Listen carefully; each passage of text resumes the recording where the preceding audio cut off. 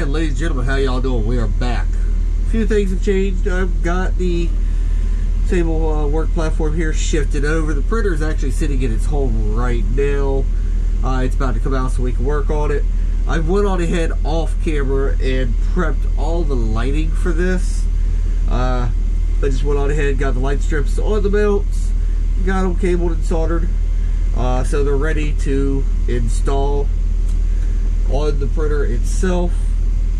I do have lead wire going up to be hooked up for the overheads as well, and I've got the feet redone. Well, I've got them done. Went on ahead, trimmed off one edge here to be able to allow the foot to go this way and the power box to be able to slide in and out past it.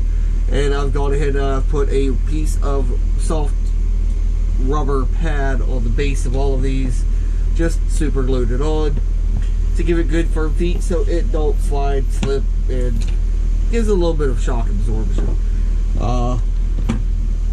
So with that said, we're going to get started on this. Without further ado, I'm going to pull this out. We're going to turn this printer this way. Well, just like this is the final video. We're going to get this lighting set up. We're going to wire the control box to the printer. I've got the glass plate already washed and prepped over there, and I've got a miniature model sliced up and ready to go to the web server just as soon as we get this thing powered on. Which means, you guessed it, we're going to power this thing up and we're going to test it and see how it prints today. So, let's get started. First thing we're going to do, I'm actually going to have the printer facing this direction. I have this light here. This is for the extruder, or the extruder light. What I call my extruder lights, it's just the light that is mounted low on the frame, just above the bed height. So that way, like this one, on this one and my specialty, I have it in the corner here, and it shines the light directly across the build plate at the extruder. Remember, I salvaged the old hardware, so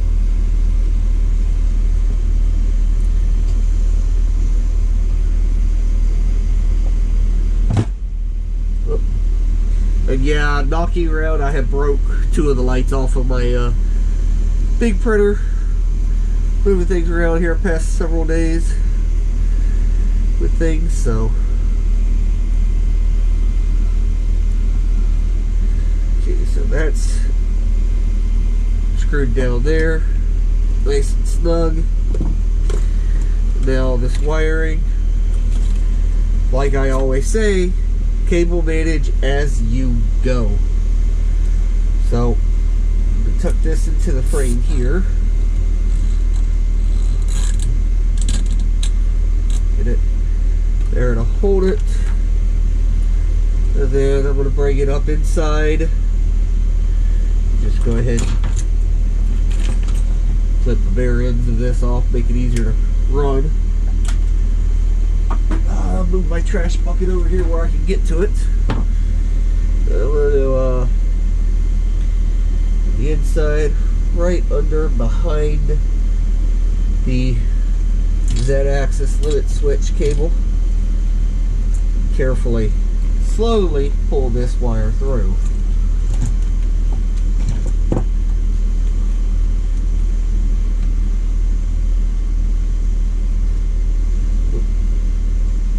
Yep. Now that gets it around to the back side of the printer for us. Well, we'll be able to work on it, work with it. Bring it here. That way we can tie it off at the back and it'll come around to the control box. Now these are the overhead lights. As you can see, I've cut the zip ties on these two cables here because I need to put the lights in place before the zip ties go on. So we'll re-cable manage that, but this is a very tightly close-knit build here, so loosen the screw all the way up, then tighten it down, and it should twist lock that T-slot nut.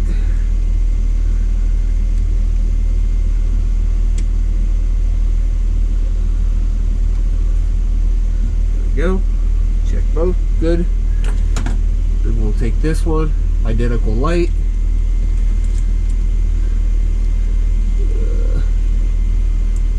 Bring it over here. And it'll melt it over on this side.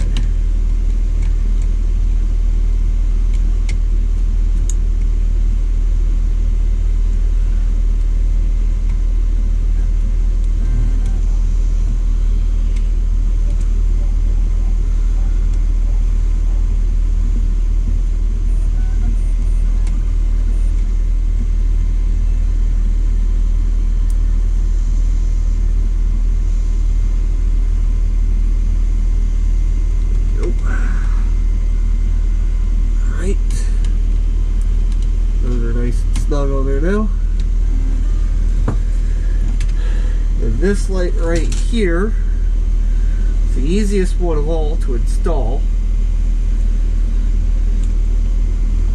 because, well, toss the cable over the back, just bring the cable underneath there, and this one just clicks right into place, and then we can run the cable there. Alright. Now, I can go ahead, these cables back over the top of the lights, zip tie them, as you can see, the lighting mount would have stopped it from good. This one's zip tied. Alright. So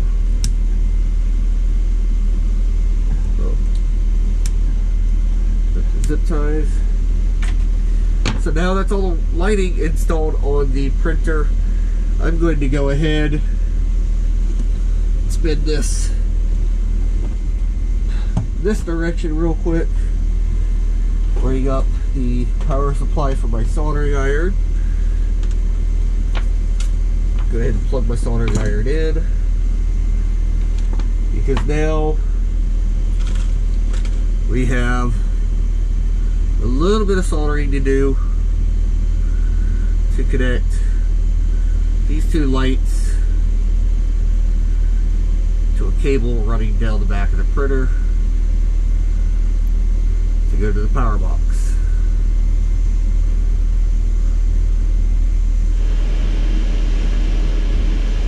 So,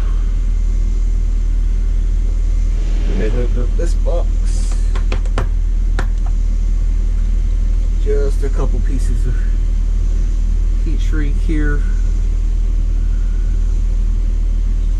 Okay.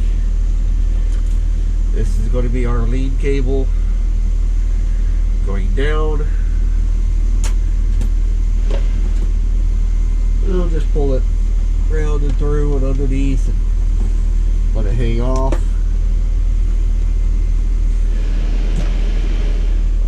What I will do, tape here real quick.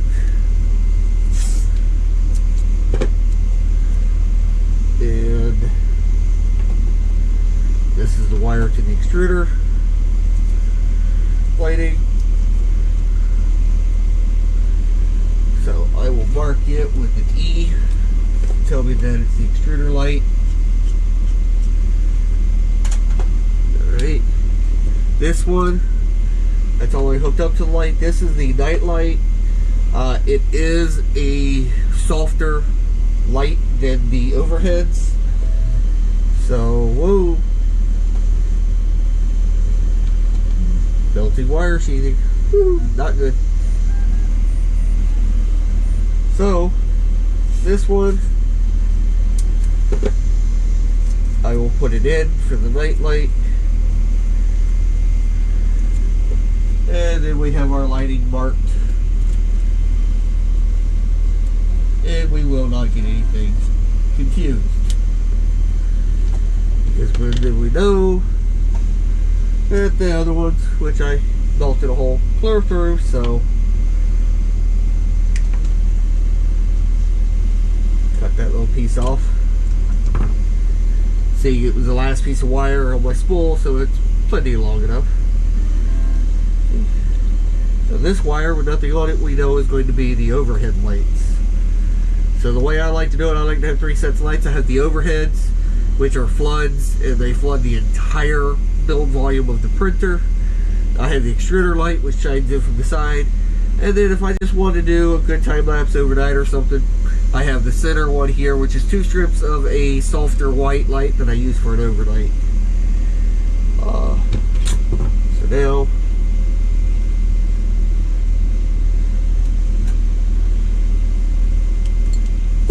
strip some of this back, just as I've shown before.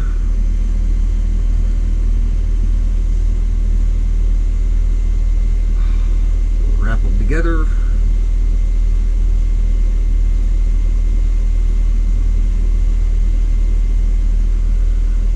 Together.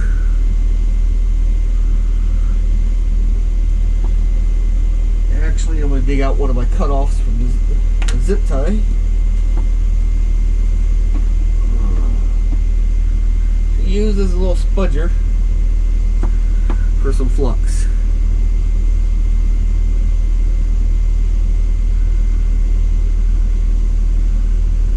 Don't take a lot. Smear a little bit on there. Boom. Get the iron heated back up. And now we can carefully come in here.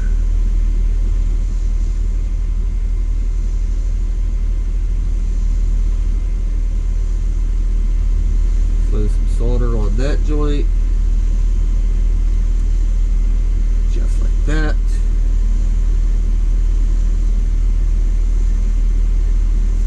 Flow some solder. This joint.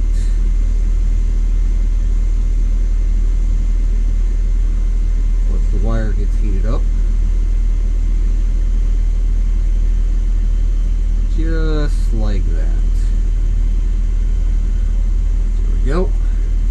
Now, that should be the only soldering we have to do for this video.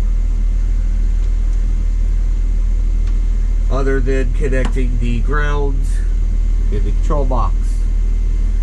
So, for a few minutes, I'm going to go ahead and just unplug my iron. Set it off over here to the side so we can get everything else set up. So, let some heat shrink up. Tubes. And today I couldn't find my other lighter, so I have a little torch lighter that I use for the grill. That'll melt the heat shrink nicely. There we go. Now, little zip ties.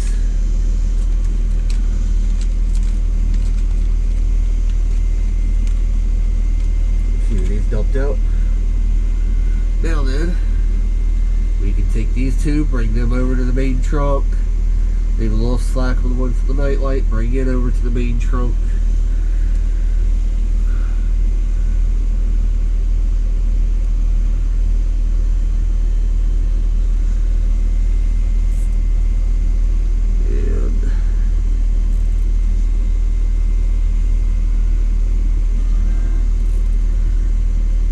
Go. Then we'll just go ahead and zip tie these down the main trunk all the way down. And once I get done with this, I'll go all the way down and I'll take it all the way to the box. Okay, well, so I'll pull this out and I'll go ahead and zip tie all the way down and we'll be right back.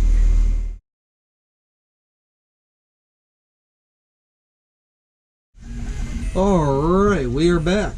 Now, gone ahead, got all the cable, zip tied together all the way down to where I've got it split off for the bed.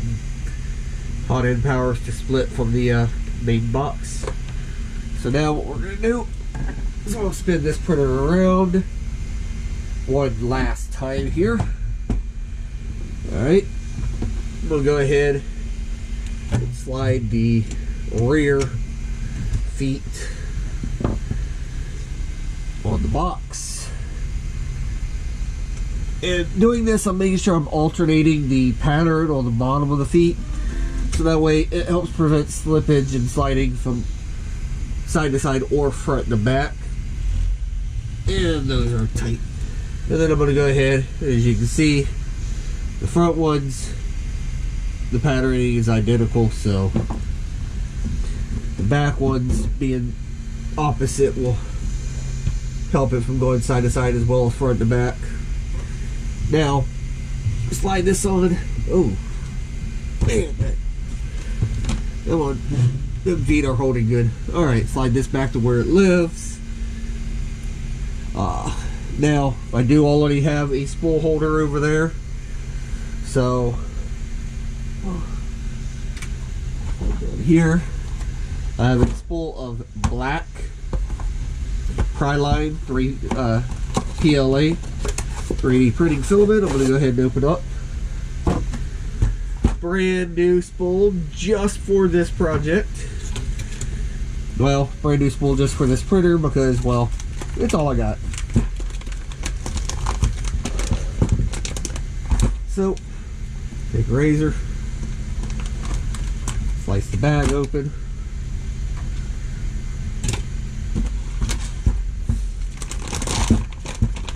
Open it up. Now these silicone desiccant packs, I keep them. I do throw them into my filament dryer. So, I hold on to those. Now the way I prep my spools is right here on the back side. You have the end of the filament run. I like to snip it off right at the spool. So if something happens, I'm not paying attention, and it gets to the end of that, it'll pull right off the spool without ripping stuff apart. Now I will pull this out and take and cut back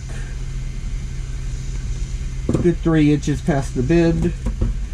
We'll bring it over here, and then I just slide it through loosely like that.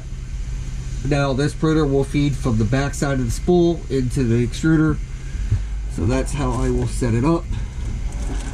Go ahead, slide this on the spool holder I made.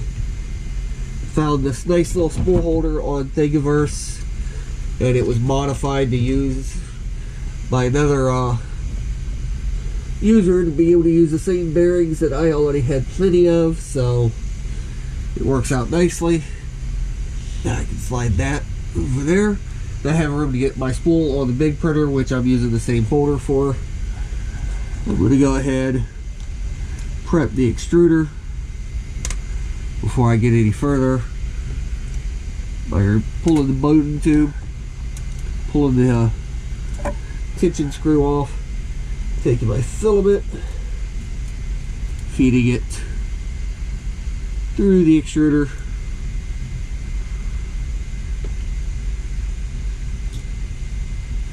and getting it to push through the bowden tube until it comes out the other end. Come on, there we go. Now I like to pull a good 3 to 4 inches out the end of the bowden tube. Go ahead and close my extruder up. And my general rule of thumb on these Bowden, these Bondtech dual drives, tighten them all the way down, back it off about a turn and a half, and it's good and tight. Now, when I heat the hot end up, I can feed the filament through, press the Bowden tube down, and we'll go from there. So now, guess what, ladies and gentlemen? Printer is prepped. Now it's time to take this nice little power box right here, move our switches to the side. So you can see I've already got the cable connecting the web server to the main control board, and I've got the screen installed, which I gotta figure out cables. I've done messed up and broke the spider on the front of the print job there, so I'll have to redesign that. But now this is where we are at. We have 3 grounds for lights and our relays. we have our hot end heater cartridge, and we have our heat bed heater assembly, and we have all these cables that now run into the box. So I'm going to go ahead, I'm going to start by feeding all my control cables into the box.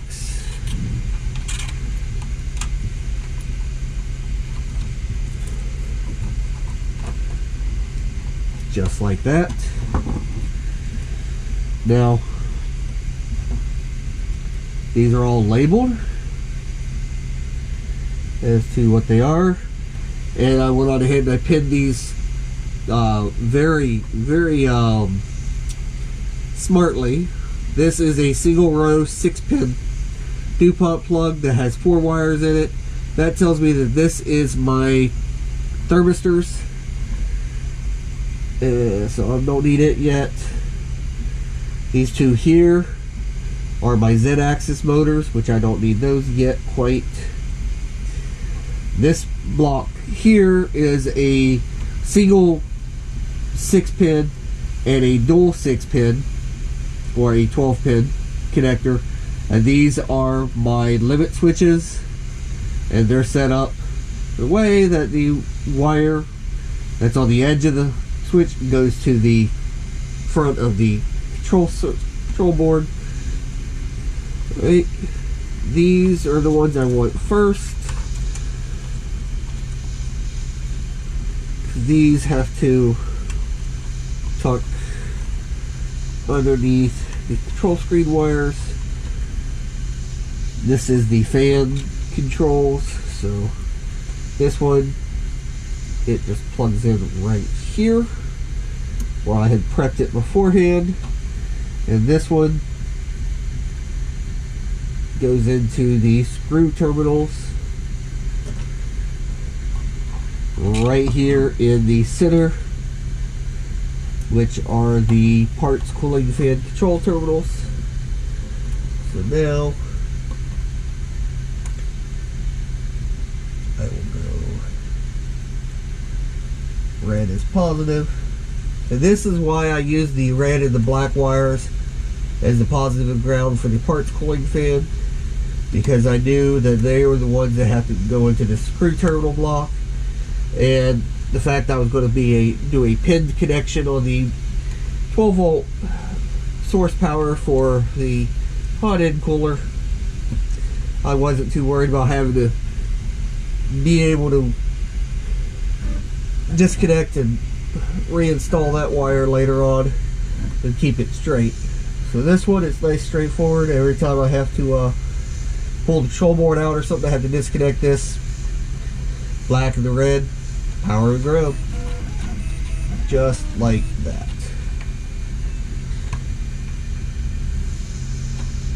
Nice and simple. Get that screw tightened down.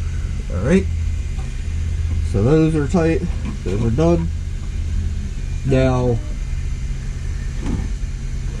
next ones I want to do are going to be these 2 here. They're going to anchor the cable to the box real quick.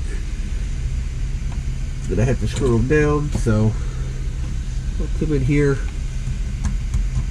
make sure all my terminals are loose and ready to accept the wires. And now to figure out which one is which. I know the big screw terminal block is for the bed, so I will trace its wire, and the bed's there, the hot end's here. So just like this, I'll bring these 2 into the box, carefully not reaching into the power supply. Alright,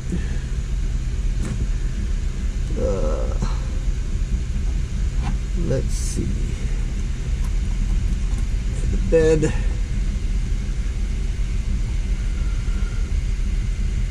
I'd already cut these to length and prepped them, but I haven't installed them before, so this is the fun part. Get it? Because I'm using a 10 gauge primary power cable to feed the heat bed, because it is a 250 watt heat bed. So I didn't want to use a thinner gauge cable on it. I wanted to make sure they had plenty of amperage leeway for the supply, and that the cabling itself did not overheat.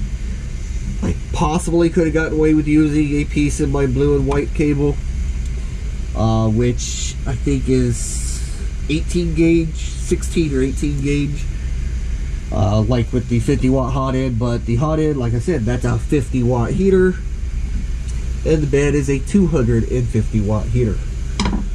There's a big difference in a power draw.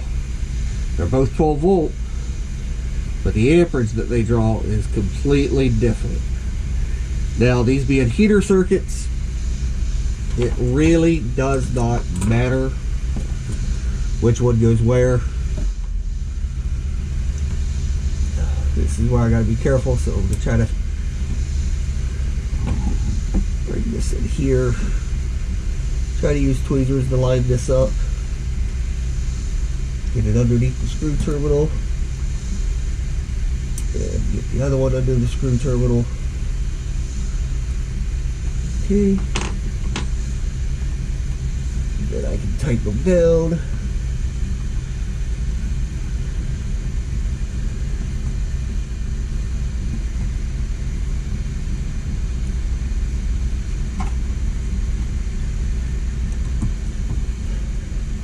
And now with the MOSFETs connected, the cabling is anchored to the box nicely, so I'm not having to worry too much anymore about pulling these cables off. So now I will just plug and play all of these.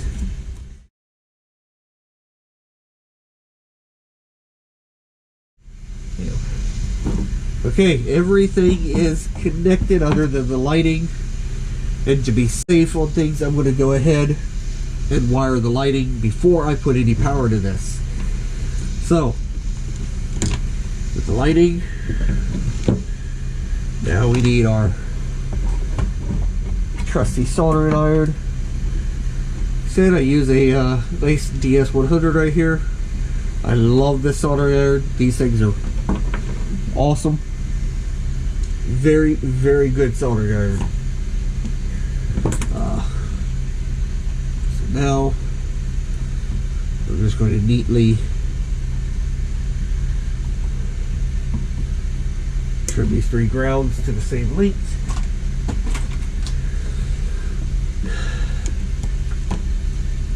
Come over here, and remember, on the wiring I have my power. There should be my extruder, my overheads, and my night. I think I may have that switched backwards, but we'll figure it out exactly when we get everything hooked up. So what I'm going to start with is the extruder lighting. Turn the tape off of it.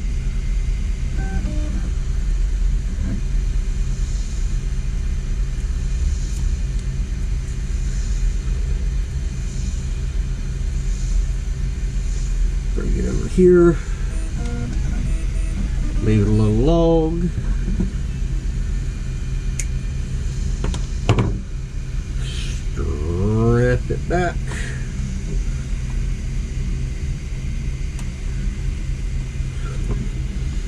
Now, put a little length off the ground side.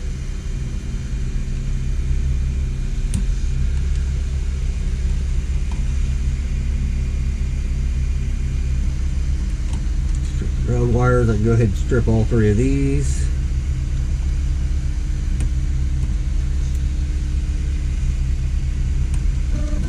Just like that. There.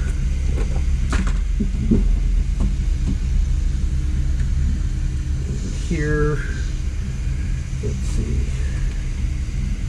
We'll just use this. It'll work. Slide it on there.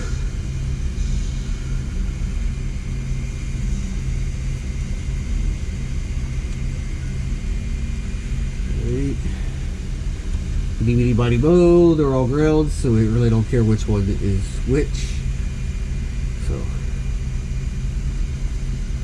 twist the wires together there. Alright. Now we're going to take this one in the box. And here I'm going to strip the end, tightly twist it, trim it down to about 1/4 of an inch, nice and flush, twist it, find my first relay right here, press it down in the hole, find my little screwdriver there, and tighten that one up.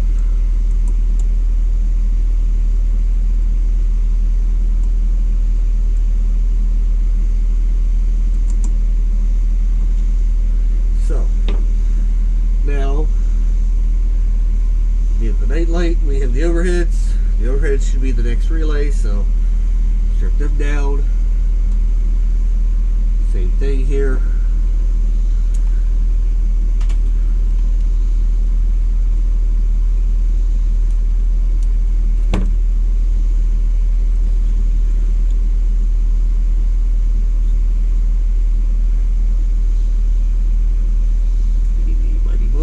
Doesn't matter where it goes. Twist it around.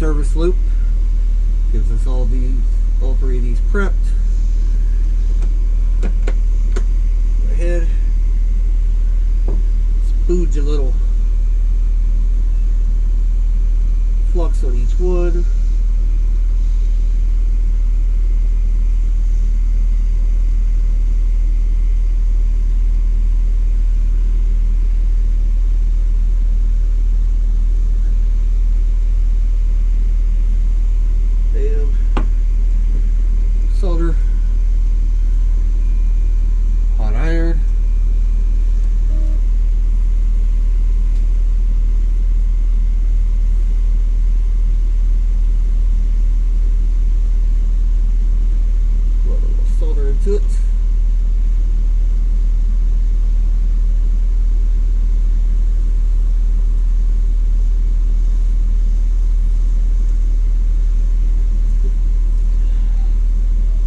All of our grounds get connected.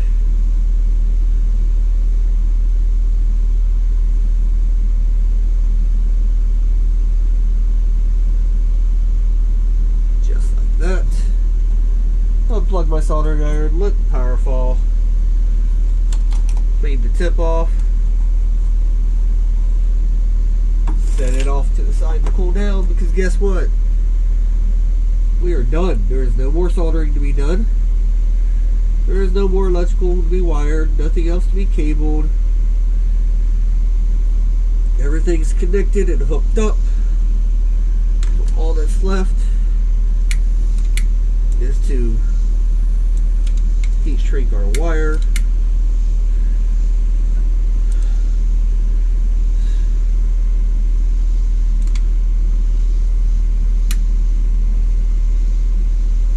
Just like that.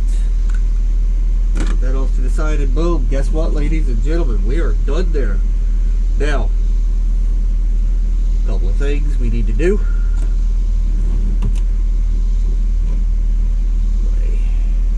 Ethernet cable don't reach. So, first thing to do, we're going to go ahead, we're going to give this some power. Now, remember, I'm a professional. I am a certified electrical engineer. I know what I am doing. That being said, do not attempt to be working in any kind of electrical panel, box, or anything if you do not know what you're doing. Especially around live 110 volt or 220 volt power. See, it even shocked me. I forgot I had the power on. So, power switch on. The printer is booting up. Now we can test our lighting. First one should be extruder. Yes. Next one should be the overheads. Yes. The third one should be the night light. Yes. Night, overheads, extruder. Now you can kind of see how they work. Extruder light floods just over the bed. The overheads flood the whole thing. And the night light just casts a nice little light down to be able to see. Alright. Now, on my control box, I'm going to go to motion, move axis. I'm going to go to X. I'm going to go 10 mils, because it's in the middle. I'm going to go positive, positive, negative, negative. That looks good. So I'm going to go back. I'm going to go to the Y axis, 10 mils. Y axis is not moving. So, Y axis ain't moving. I'm going to cut the power off. We're going to come in here. We're going to go. That's good. So Y axis might not have actually been plugged in properly. Okay. Let's check that. Let's do it again. Power on. I don't think I had the plug actually plugged in properly. I think I was off a tooth. Now, motion, move axis, start all over with the X. Moves on the positive, moves on the negative. Beautiful. Alright.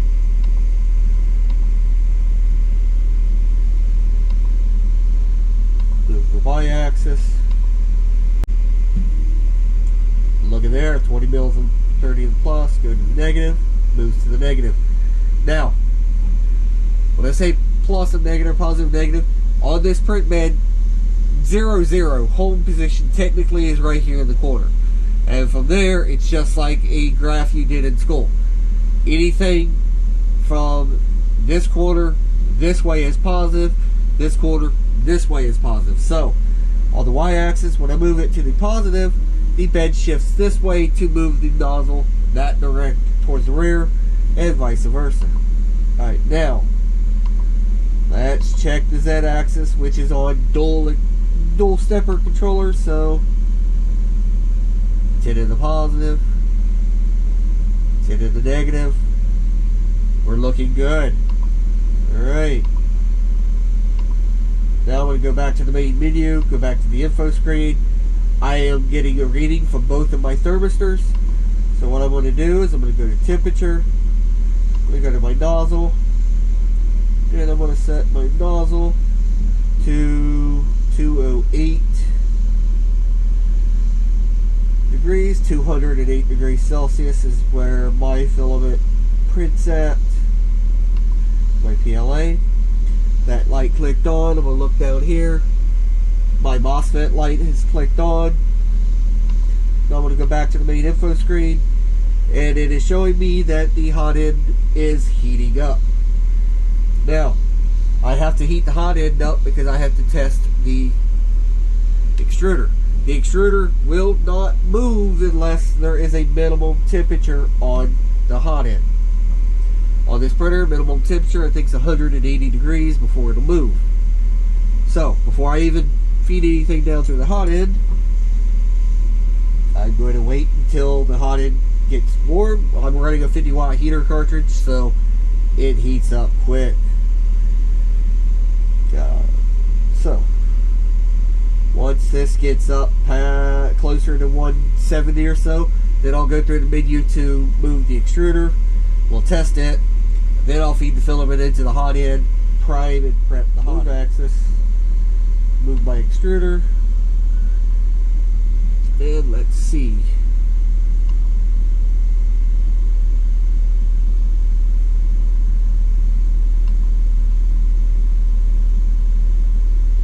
My extruder is backwards.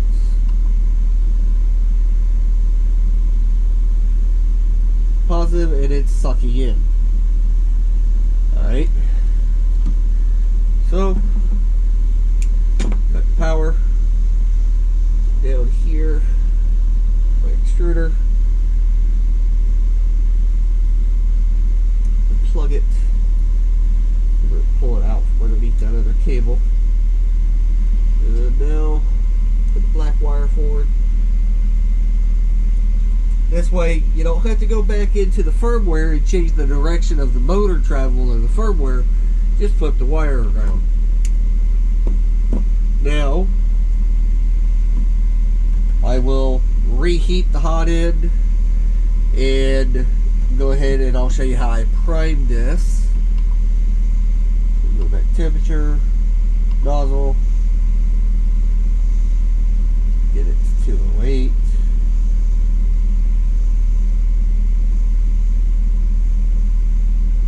Wait. Made.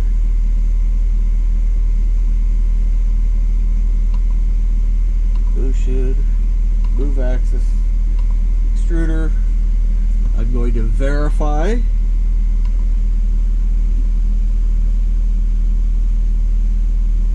Yep, it's pushing filament now. So now, go back to my info screen. I'm at 205.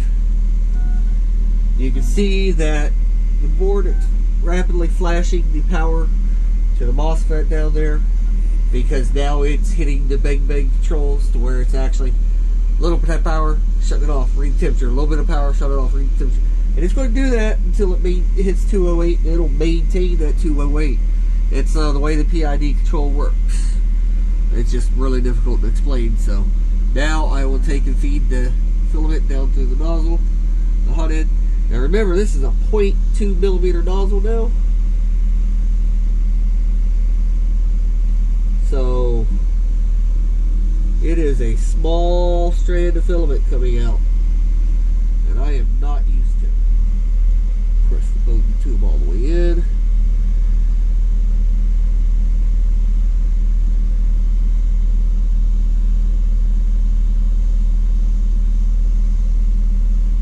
It's locked. Now I should be able, we'll go 1 mil at a time.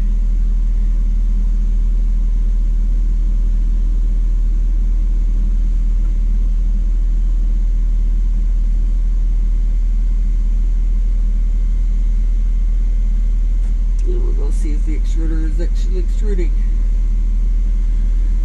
Okay. 10 mil. And we are extruding filament. And that is some really thin filament. Strand's getting extruded. 0.2 mil. Woo! Alright, now let the hot end heat soak, making sure my both tubes pressed all the way in firmly. Clean the tip of the nozzle off. Alright. A nice clean glass plate here. We'll lay it in. Now we're going to see if the printer does what it's supposed to. Motion made. Actually, I'm just going to go ahead and cut it off. Let it reboot. The hot end cooling fan will keep the hot end from overheating, but this will allow the hot end to cool down. Because this is the last test we need to do before I close the box up, slide it in, connect the network cable for the web server, and then we can log into it and test it. Go from there. Now, as you can see, my hot end's cooling down, so now, motion. I want to hold the x-axis. I'm going to manually hold the y-axis. Now I want to hold the z-axis. And we're going to see how it goes.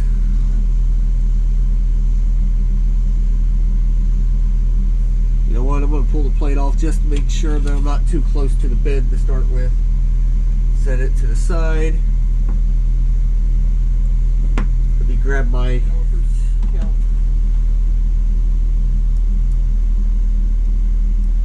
Alright, it stopped like it's supposed to, so move axis, Z axis, 10 mils. We'll go up 20. Feed info. Alright, looked like it was going to clear the glass plate, so I'm going to go ahead, cut this power off, pull the power plug out temporarily, carefully move my glass plate back on without touching the top surface where the print's going to be. I'm going to press my cables down in the box, slide my lid on, run my switches over here, and I found a zip tie in it clip. Oops, fix that. Alright, now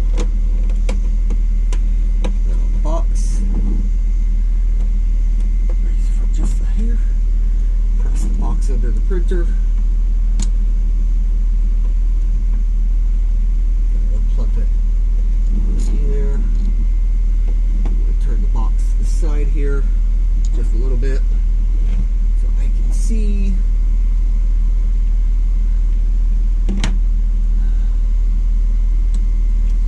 And I didn't. That's got to go underneath. This has to come over.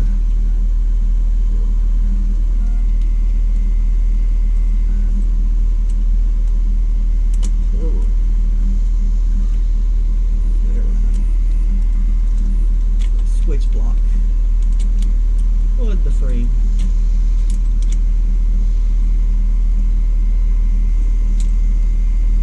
There we go. Now, this is the final assemblies. Now, before we do it, connect.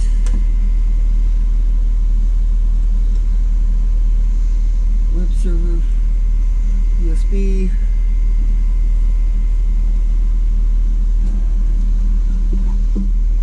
Here, get my web server's control camera, which we have to be able to print with the web server.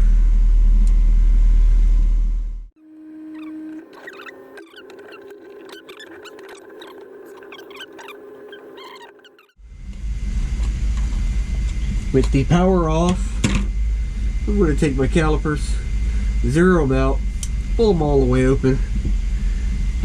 I'm going to press that right on the glass bed, run my caliper down. So it's 76.4. Do the other side. 76.59. Do it again just to be safe. Make sure I was straight. 76.7 and yep. Alright, so we are fairly close. We're within thousandths of a millimeter. So we're good there. Go ahead and put my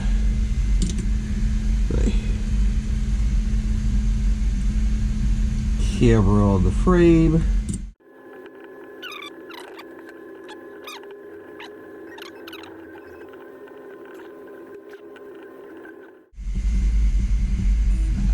Down. All right. Okay.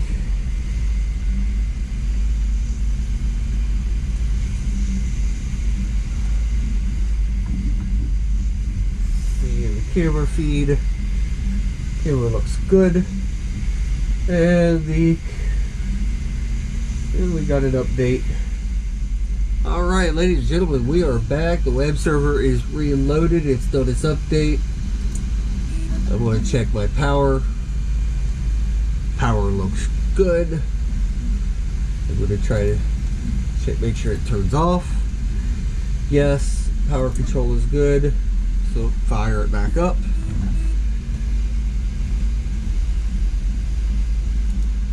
Web server up, set the printer in its home where I want it. Now I'm going to try the lighting here, make sure they're all the correct circuits for the web server. Extruder light, yes. My overhead lights, my floods, yes. Which means the right light, yes. Okay, so all my controls check out good. So now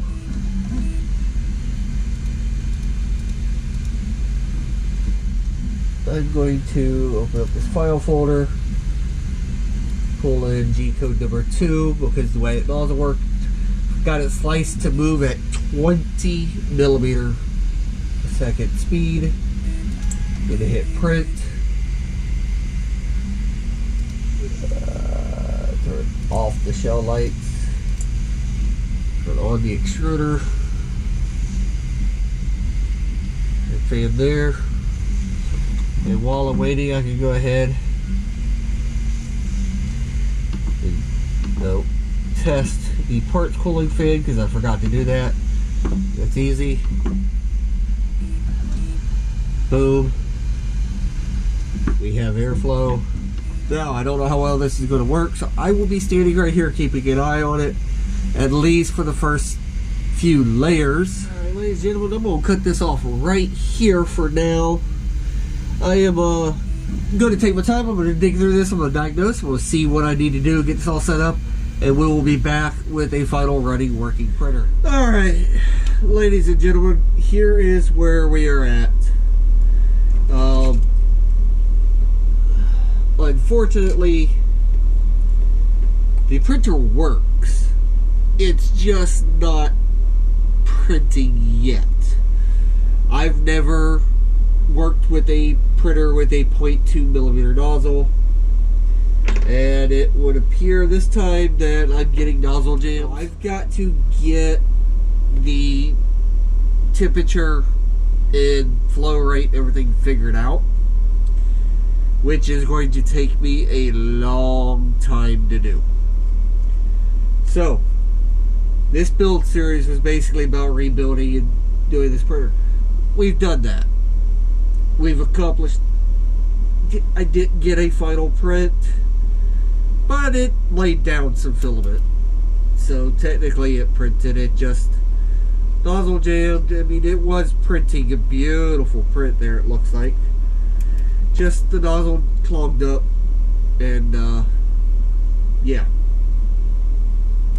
I'm going to go ahead and get this nozzle unclogged fully, and I'm going to take the next several days to go through and get all this stuff dialed in. And going to call it done. We're going to call it there. And when I get it all dialed in, I get it printing right. I'll actually set up a GoPro mount to be able to get a good time-lapse video and a print video for you. And we'll come back and we'll do one more final video in this series of this printer actually printing. It's just going to be a while. So for now, I want to thank you for watching. I want to thank everyone who's watched the videos of this series.